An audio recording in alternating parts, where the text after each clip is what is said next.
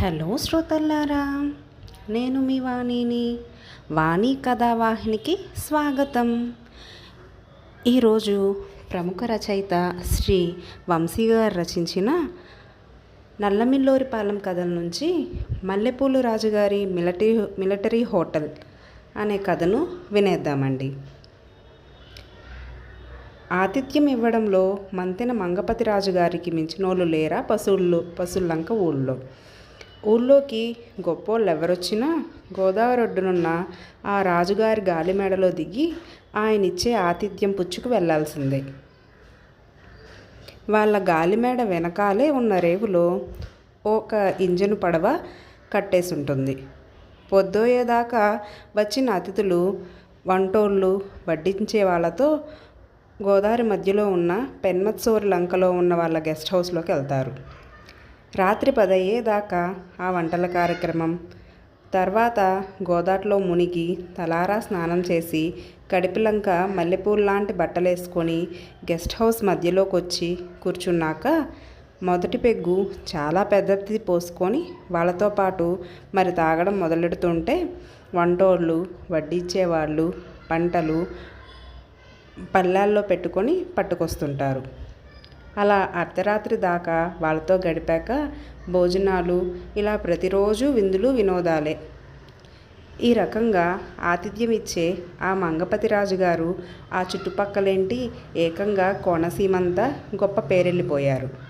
ఎంత పేరెళ్ళిపోయారంటే అమలాపురం సరే, రాజమండ్రి, కాకినాడ సరే, ఏకంగా వైజాగ్, హైదరాబాదు, మెడ్రాసులు ఉండే చాలామంది ఈ మంగపతి రాజుగారి ఆతిథ్యం రుచి చూద్దారని పనిగట్టుకు మరీ వస్తున్నారు.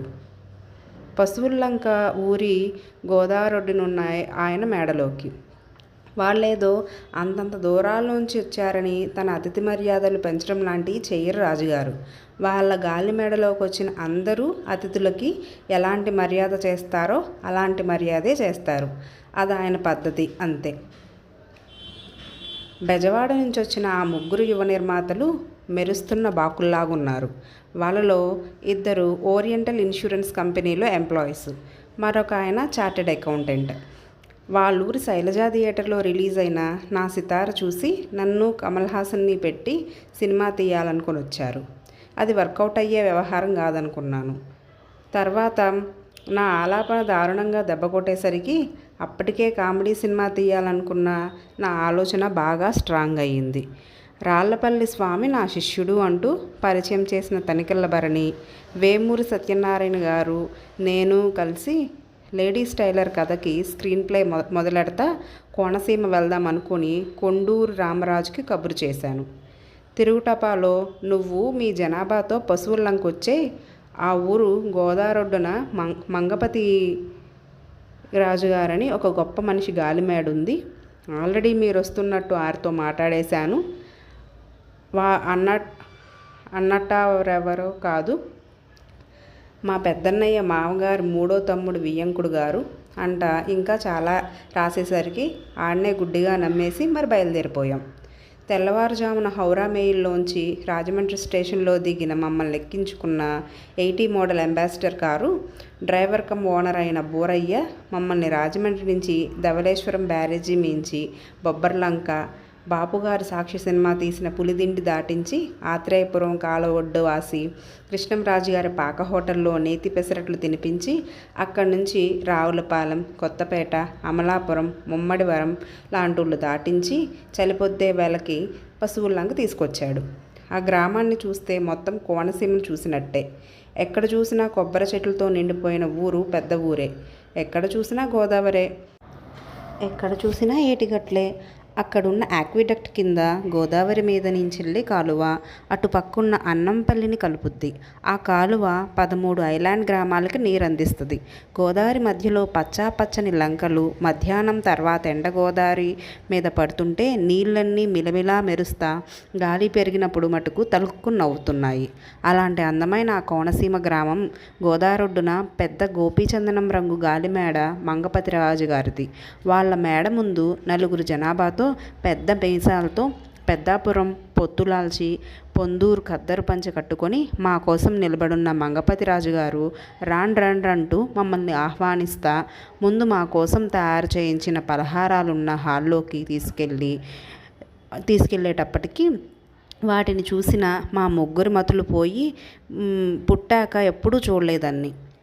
తొక్క పెసలు రుబ్బి నెయ్యేసి కాల్చిన పెసరట్టు, మొతక గోధుమ రవ్వ ఉప్మా, దెబ్బరొట్టి తేనె పానకం, మినప పొనుకులు, కొత్తిమీర చింతపండు పచ్చడి, ఇలా ఒకటా రెండా రకరకాల పలహారాలు.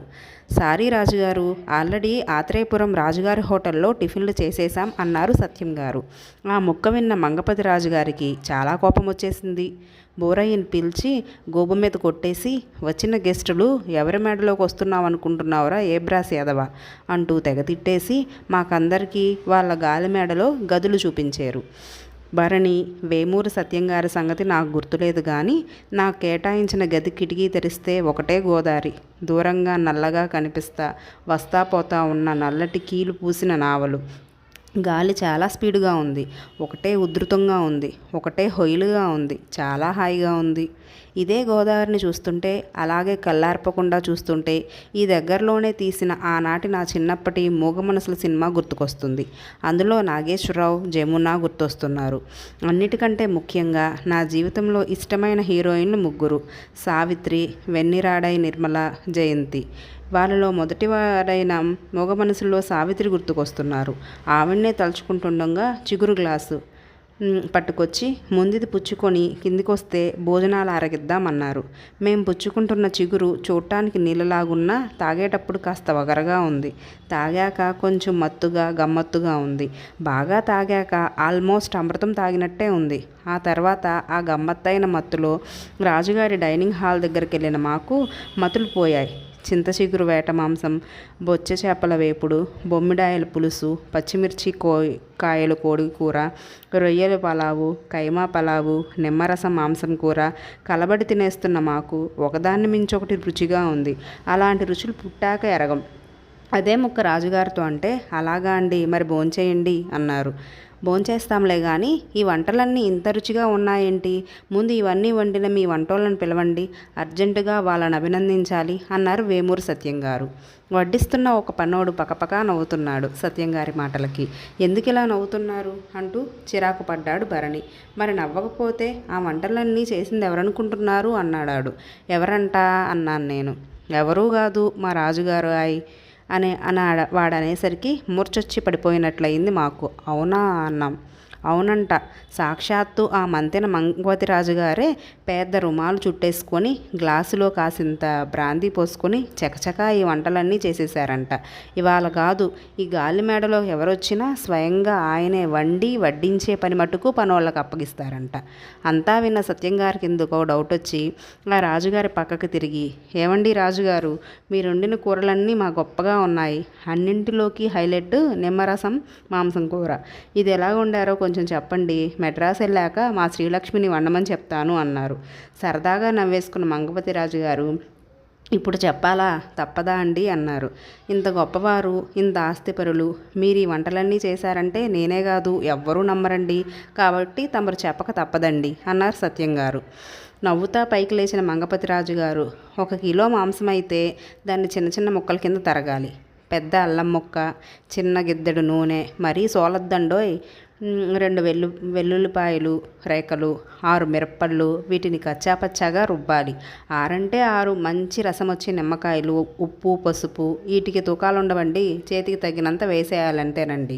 చిన్న చిన్న ముక్కల కింద కోసుకున్న మాంసాన్ని కడక్కుండా ఉప్పు నూరిన మిరప్పళ్ళ ముద్ద వేసి, అల్లం వెల్లుల్లి నూరం వేసి, ఇగురు బాగా చల్లారాక ఆ నిమ్మరసం వేసి ఓ రోజు పూట ఊరనివ్వాలి. అంతా విన్న సత్యంగా అదిరిపోయారు.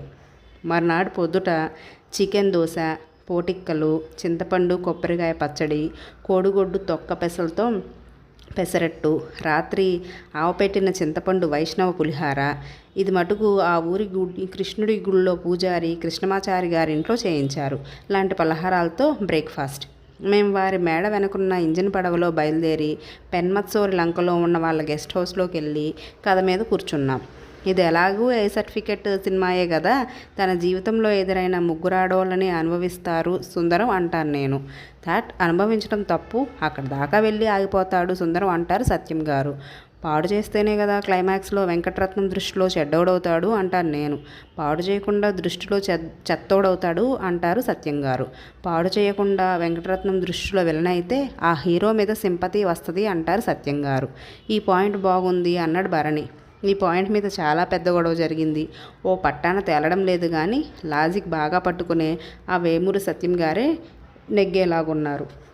1 గంట తర్వాత ఇందాక మమ్మల్ని దింపి వెనక్కెళ్ళిన ఇంజిన్ పడవ భోజనాలతో ఆగింది. వడ్డించే పనులతో పాటు మంగపతిరాజు గారు కూడా దిగారు.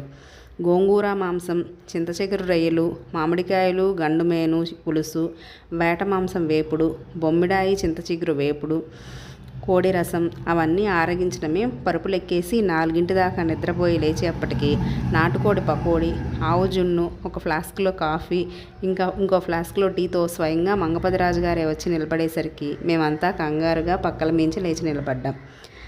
అది చూసిన ఆయన నవ్వుతా, ఏంటండి ఎవడో గొప్పోడు వచ్చినట్లు చంటిపిల్లల్లా ఏంటా అల్లరి అంట మాతో అన్నీ తినిపించేస్తా. రాత్రి మామూలుగా మన వంటలు ఉంటాయి, మీకేమన్నా స్పెషల్గా కావాలంటే మన వాళ్ళతో గబరెట్టండి అని వెళ్ళిపోయారు. ఇలా దీపాల వేళ అయిందో లేదో మమ్మల్ని అందరినీ గోదావరి రేవులో తోసేసి మాతో జలకాలు ఆడించి చిగురు గ్లాసులు మా చేతికి అందించి వంటగదిలోకి వెళ్ళి ఆయన వంటల్లో పడిపోయారు. రాత్రికి వాలుగా తో పుల్లటి పులుసెట్టారు. కారం కోడి ఇగురు చేశారు. ఉల్లి మసాలాతో ఇంకో ఇగురెట్టారు. మామిడికాయ వేట మాంసం ఇగురు కూర, మాంసం మొక్కజొన్న పొత్తులు, గోంగూర టైగర్ బ్రౌన్, కాలువల్లో దొరికే చిన్న చిన్న రొయ్యల ఇగురు. రాజుగారు స్వయంగా వండి పెట్టే వంటలకి ఆ రుచులకి మేమంతా ఆయన కాళ్ళ మీద పడిపోయాం. భలే ఓరే లేవండి అంటూ మమ్మల్ని మందలించి లేపుతా, ఏ కూర అన్నంలోకి ఎలా కలుపుకోవాలో మాకు నేర్పుతా, మాకు తినిపిస్తా ఆ ఊళ్ళో ఉన్న 15 రోజులు మాకు మహారాజ వైభోగం చూపించారు. మా బరువులన్నీ పెరిగేలా చేశారు. ఆ తర్వాత రాజోలు క్యాంపుగా పెట్టుకొని జగ్గంపేట, మఠంరేవు, చాలా ఎక్కువగా మానేపల్లిలోనూ మేము లేడీస్ టైలర్ షూటింగ్ చేస్తూ ఉంటే అప్పుడప్పుడు ఆ మంతెన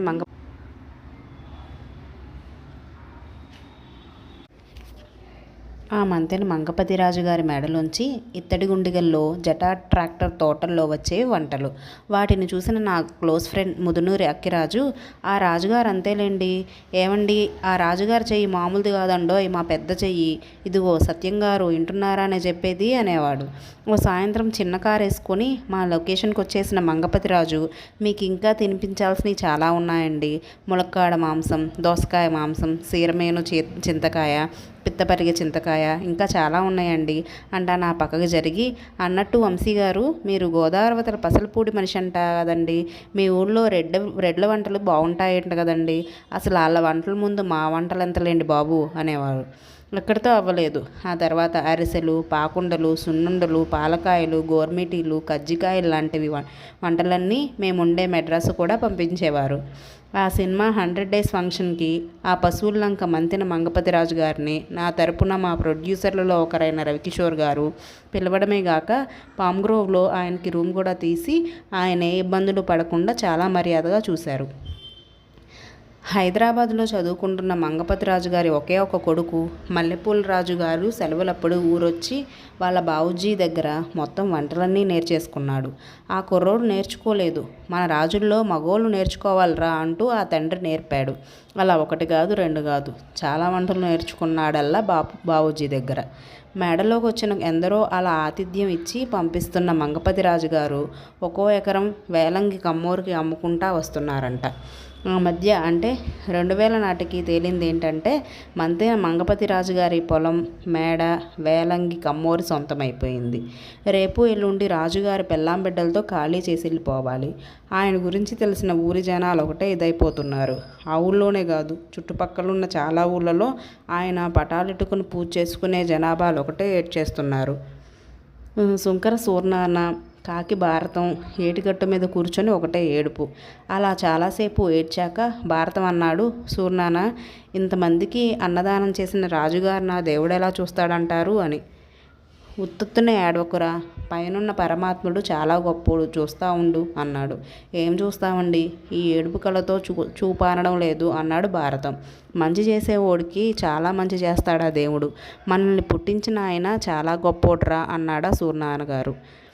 వాళ్ళిద్దరిలోగే ఆ కోనసీమంతా చాలా బాధపడింది, ఏడ్చింది, బెంగెట్టుకుంది. చాలామంది వెళ్ళి రాజుగారి దర్శనం చేసుకుని ఇబ్బందుల్లో ఉన్నారని విన్నాం, మాకు తోచింది చేస్తాం, ఏం చేయాలో చెప్పండి రాజుగారు అంటే అదోలా నవ్వేసిన మంగపతి రాజుగారు, ఆతిథ్యం ఇవ్వడం తప్ప పుచ్చుకోవడం చేత కాదు నాకు. ఎవరో చెప్పారో తెలియదు కానీ ఏం చేసినా ఎదరోళ్ళ దగ్గర నుంచి ఏది వస్తుందని ఆశించకూడదంట కదా, నాకే ఆశ లేదు, ఆ దేవుడు ఎలా రాసి పెడితే అలా జరుగుద్దంతే అని వెళ్ళిపోయారు. అలా చాలా ఏడ్చాక ఆ రాజుగారికి ఆయన కుటుంబానికి ఏం జరగకూడదని ఆయన వెళ్ళి కోటిపల్లి, మందపల్లి, వాడపల్లి వెళ్ళి మొక్కుకొని వచ్చారు. రోజులు గడుస్తున్నాయి. పశువుల్లంక గోదాట్లో గాలి వీచినప్పుడు నల్లగా మెరిసే నావలు ఊగుతున్నాయి, వీయనప్పుడు ఆగిపోతున్నాయి. కొబ్బరి చెట్లు చేసే పని కూడా అంతే. గాలి వీచినప్పుడు జనం అనుకునేంత హాయిగా ఉంటుంది, గాయాలు వీయనప్పుడల్లా వాళ్ళు అనుకునే దానికి పూర్తి నరకం, రివర్స్. ఇలా రోజులు గడుస్తున్నాయి. ఆ వేళ తెల్లారింది. మంగపతి రాజుగారు మరణించారు. ఆయన అన్నం పెడితే తిన్నోళ్ళంతా తెగేడ్చారు. వేలంగి కమ్మోరొచ్చి రాజుగారి కొడుకైన ఆ లేత మల్లెపూల రాజుని కలిసి, పెద్ద దినం అయ్యాకనే ఖాళీ చేయండి, ఇంకా కొన్నాళ్ళు ఉందామనుకున్నా మీ ఇష్టం అండి, ఇంకో ఎన్నార్థం ఉంటామన్నా మాకు అభ్యంతరం లేదండి అని వెళ్ళిపోయారు. పెద్ద దినం అయిన మర్నాడు చూస్తే వేలంగి కమ్మోరికి ఫోన్ చేసిన మల్లెపూల రాజు, మా గాలి మేడ మీకు స్వాధీనం చేసుకోవచ్చు అన్నాడు. జగ్గంపేట అవతల ధర్మవరం దగ్గర హైవేలో చిన్న పాక హోటల్ లేచింది. అది మంతెన మంగపతి రాజుగారి అబ్బాయి మల్లెపూల రాజు కొత్తగా పెట్టింది. ఆ పాకలో సగభాగం 2 చెక్క బల్లలు. అక్కడ పొద్దుటి టిఫిన్లన్నీ మాంసాహారమే. మధ్యాహ్నం సాయంత్రం పెట్టే భోజనాల నిండా నీచుకూరలే. ధవళేశ్వరం రథం వీధిలో మొండా తాతబ్బాయి గారి పేరెరగనోళ్ళు ఉండరు. ఆయనకి 12 లాంచీలు, 3 ఫంట్లు ఉన్నాయి. రాజమండ్రి షూటింగ్కి వచ్చిన వాళ్ళు ఎవరైనా సరే తాతబ్బాయి గారి లాంచీలు, ఫంట్లే బుక్ చేసుకుంటారు. చాలా మంచోడైన తాతబ్బాయి గారు మంచి భోజన ప్రియుడు. వట్టి పలావ్ తినడానికే కాకినాడ అలంకార్ హోటల్కి, సామర్లకోట నీలిమా హోటల్కి, తుని రైల్వే స్టేషన్ దగ్గర ముబారక్ హోటల్కి వెళ్తాడు. పెసరట్టు తినడానికి ఆత్రేయపురం కృష్ణంరాజు గారి హోటల్కి, వెజిటేరియన్ భోజనం చేయాలంటే కాకినాడ సుబ్బయ్య హోటల్కి, చేపల పులుసు కోసం తణుకు విజయ మెస్కి, ఆ మధ్య వరకు అమ్మమ్మ అవతల కూసుమంచిలో 27 రకాల కూరలతో భోజనం పెట్టే హోటల్ ఉందంటే అక్కడికి, ఇలా ఎక్కడ పడితే అక్కడికి వెళ్ళిపోతుంటాడు ఆయన. మొన్న మధ్య వైజాగ్ వెళ్ళే తునిలో ముబారక్ పలావ్ తిందారులే అనుకున్నాడు. కానీ దారిలో ఆకలి కాగలేక ధర్మవరం హైవే పక్కనున్న మల్లెపూల రాజు పాక హోటల్ ముందు కారాపి లోపలికి వచ్చాడు. ఆ వేళ మటన్ మసాలా, పులుసు, మాంసం చింత చిగురు, ఆనపకాయల ముక్కలు, ములక్కాడ వేసి పుల్లగా సవాదిగా కాచిన పప్పుచారు. ఒక్కో ఐటెంని అన్నంలో కలుపుకొని తింటున్న మొండా తాతబ్బాయి, ఆహా ఇదేం రుచి, ఓహో ఇదేం రుచి అంట ఒకటే అరుపులు, ఒకటే కేకలు. మొత్తం భోజనం ఆరగించడం అయ్యాక ఆ వంటలన్నీ కుర్రోడైన మల్లెపూల రాజే చేశాడని తెలుసుకొని తెగ కౌగిలించేసుకున్నాడు. ఏ ఊరు రాజు మంది అని తాతబ్బాయి అడిగితే, కోనసీమలో చిన్న గ్రామం లేండి అనేసి వాళ్ళ బావూజీ గురించి వాళ్ళ ఊరు గురించి కానీ చెప్పలేదు, అంతే. వైజాగ్ నుంచి తిరిగొచ్చాక ప్రతిరోజు ఓ 10 మంది జనాన్ని వేసుకొని ఈ హోటల్లోకి భోజనానికి దిగిపోయేవాడా తాతబ్బాయి గారు. ఆ తాతబ్బాయి వాళ్ళ పాక ముందు మల్లెపూల రాజుగారి మిలిటరీ హోటల్ అని ఎనామిల్ పెయింటింగ్లో బోర్డు రాయించి పెట్టించడమే కాదు, రాజమండ్రి సమాచారం లాంటి లోకల్ పేపర్లో కాకుండా ఈనాడు కూడా ఈ హోటల్లో రుచి గురించి మరీ రాయించారు. ఈనాడులో కూడా ఈ హోటల్లో రుచి గురించి మరీ రాయించాడు. మల్లెపూల రాజుగారి మిలిటరీ హోటల్ తెగ పేరెళ్ళిపోయింది. రాజమండ్రి నుంచే కాదు, ఇంకా ఎక్కడెక్కడి నుంచో కార్లలో దిగిపోతున్నారు జనం. ఇంకా లారీలోళ్ళు అయితే చెప్పక్కర్లేదు, జనమే జనం, ఒకటే జనం. పోను రూటు బస్సులు కూడా ఈ హోటల్ ముందు ఆగడం మొదలుపెట్టినాయి. భోజనాలు సరే, మధ్యాహ్నం రాత్రి ఈ 1000 పొలాపట్లాలు పార్సిల్ వెళ్తున్నాయి. ఇలా జనం ఆదరించి తీరు చూసిన మల్లెపూల రాజు 100 మేకల్ని ఇక్కడే గరువుల్లో మేపించి రోజు 100లో కొన్ని మేకల్ని ఏరి మరీ వేటయిస్తున్నారు. అలాగే 100 కొద్ది నాటుకోళ్ళని మేపిస్తా ప్రతిరోజు వాటిల్లోంచి కోళ్ళను కోయిస్తున్నాడు. యానాం చుట్టుపక్కలలో నంబర్ 1 టైగర్ ప్రాన్స్ తెప్పిస్తున్నారు. ధవళేశ్వరం చేపల మార్కెట్కి వెళ్ళి మార్కెట్లోకి వెళ్ళబోయే ఫ్రెష్ చేపలు మొత్తం ఈ మల్లెపూల రాజు మిలిటరీ హోటల్కి వచ్చేయాల్సిందే అని మల్లెపూల రాజేం రూల్ పెట్టలేదు. డబ్బులు బాగా ఇడుపుతున్నాయని వాళ్ళే తెచ్చేస్తున్నారు. దాంతో ఈ మిలిటరీ హోటల్ ఒకటే పేరు వెళ్ళిపోతుంది. రాజమండ్రి, కాకినాడ నుంచి కాకుండా ఈ పక్కనున్న తుని, అనకాపల్లి, వైజాగ్ నుంచి కూడా వచ్చే జనం మా ఇంట్లో పెళ్ళి, మా ఫ్యాక్టరీలో ఫంక్షన్ క్యాటరింగ్ చేస్తారా అంటుంటే తండ్రి మంగపతి రాజు గారిని తలుచుకొని మల్లెపూల రాజు వంటోళ్ళు కాదు, అన్నీ నా చేత్తోనే చెయ్యాలి, మా హోటల్లో పనితో సరిపోద్ది, నాకు ఈ క్యాటరింగ్లు సప్లైలు నా వల్ల కాదండి అని దండం పెట్టేస్తా తను ఇంత పాపులర్ చేసిన మొండా తాతబ్బాయికి మనసులోనే పూజ చేసుకుంటున్నాడు. 2009 నాటికి అచ్చం పశువుల్లంకలో వాళ్ళ గాలిమేడ లాంటి మేడే ఇక్కడ కట్టి వాళ్ళ బావుజ్జీ 100 ఎకరాల కాడికి అమ్మితే 300 ఎకరాల కాడికి కొనేసి అచ్చం వాళ్ళ పశువుల్లంకలో ఉండే రాజ్యం లాంటి రాజ్యం నిర్మించిన మల్లెపూల రాజు వాళ్ళ బావుజ్జీలా గొప్పోళ్ళు అయిపోయి మెడలోకి ఇచ్చిన నాలాంటోడికల్లా ఆతిథ్యాలు అయితే ఇవ్వడం లేదు కానీ బాబు ఆకలి అని వచ్చిన వాళ్ళకి కడుపు నిండా పలవ పెట్టి నిమ్మకాయ పిండిన చల్లటి మజ్జిగ ఇచ్చి పంపిస్తా, వాళ్ళ బావూజీ పేరు నిలబెట్టుకుంటా అప్పుడప్పుడు అనుకుంటాడు. మళ్ళీ మా ఆస్తి రూపంలో మాకు దక్కిందంటే బావూజీ నాకు నేర్పిన వంట మహిమ కాదు, అన్నదాత అయిన ఆయన చేసుకున్న పుణ్యం, దాని ఫలితం బిడ్డలమైన మాకు దక్కింది. చివరాఖరికి వస్తే ఇదంతా ఆయందే, నాది మాత్రం కాదు అని. కథ సమాప్తం.